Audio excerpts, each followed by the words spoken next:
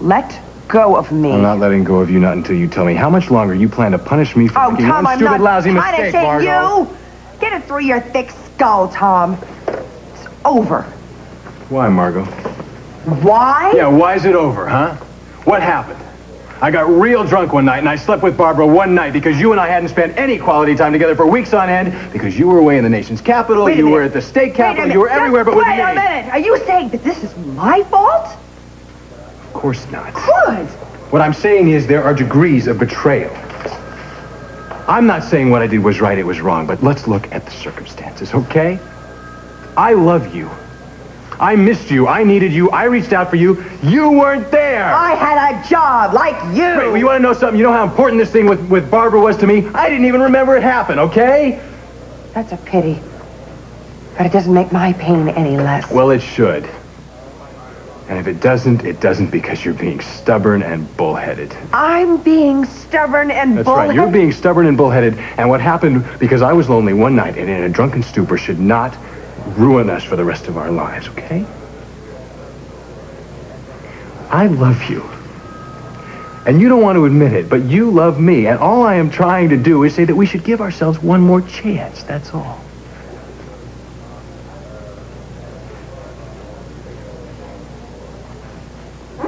I don't want to get hurt again.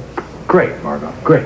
Why don't you just, resign from the human race, okay? Crawl into some kind of cave because that's the only way you're going to get a guarantee that you're not going to be hurt. Life's a risk, and love's a bigger risk. And if you're too afraid to take those risks, maybe you're not the woman I thought you were. And why the hell did you have to throw yourselves in Hal's arms, huh? That was not what was happening. It's none of your business. I want a divorce, Tom. I went to my lawyer to speed up this process. And he told me that you don't even have a lawyer to represent you. Now, unless you're planning on representing yourself, I suggest you find one today.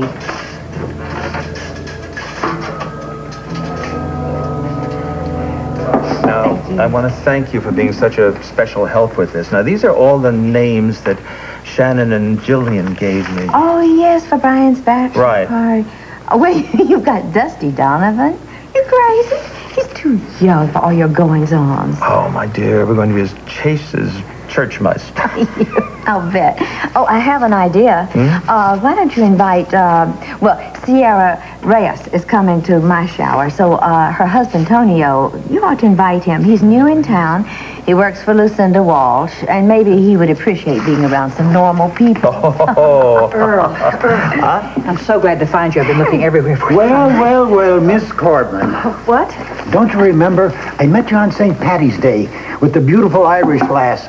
The one with all the names, Shannon, Aaron, Casey, O'Hara. Oh, that's right. Well, it's nice to see you. Would you excuse me? Surely.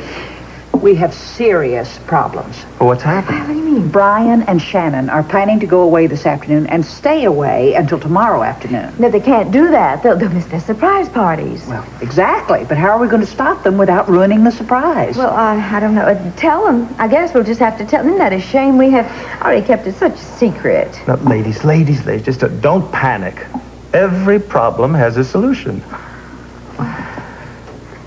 We just have to figure out what it is. Honey, I just meant I wanted to try to protect you from any more publicity or those reporters. There's so many of them. They just won't leave us alone. Well, they will, eventually. I'm sorry. You're dealing with a lot more than I am, and I don't know how you do it. If I had been the one that killed Doug, I don't know if I could handle it. Okay? I want you all to clear out of here! At the police order, this is private property. You are trespassing. If I see any of you here again, I will arrest you. Oh, thank you so much. Look, if you see any of those people out there again, call me. I will arrest them. Okay. Franny, can I give you a lift to school? Oh, honey, that's such a good idea. Why don't you go ahead and let's behave as if everything is completely normal, okay? Right? Okay. Thank you very much. How you doing, Doc? Bye. Have a good day. Bye, honey. You see that? You see how fragile she is? I can't tell Franny killed Douglas. I can't tell anybody. Not even Tom. Kim, has it occurred to you that perhaps the reason Hobson was able to get a murder indictment against you is because you've been lying in this investigation from the beginning? What? Part of the evidence that Hobson is using against you is based on what really happened in that room before you walked in. Facts you'll never be able to explain because you weren't there, and because you've trapped yourself in the original lie. Certainly, Miss Clayton. I would be delighted to give you an interview for the evening news. I look forward to seeing you again. Well, thank you. That'll be fine. Bye. Bye-bye. Well, I'm sorry I had to take that call. Of course you did. More publicity for you, isn't it? The public wants to see justice done, Counselor. So do I. Bull.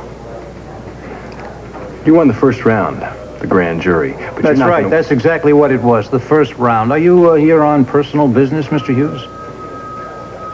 No, I was here to get a transcript of the grand jury. Oh, well, aren't you lucky? I just happen to have a copy of one with me. Lucky guy. Right you are. Here you are, Counselor. See you in court, then, for round 2. Good morning.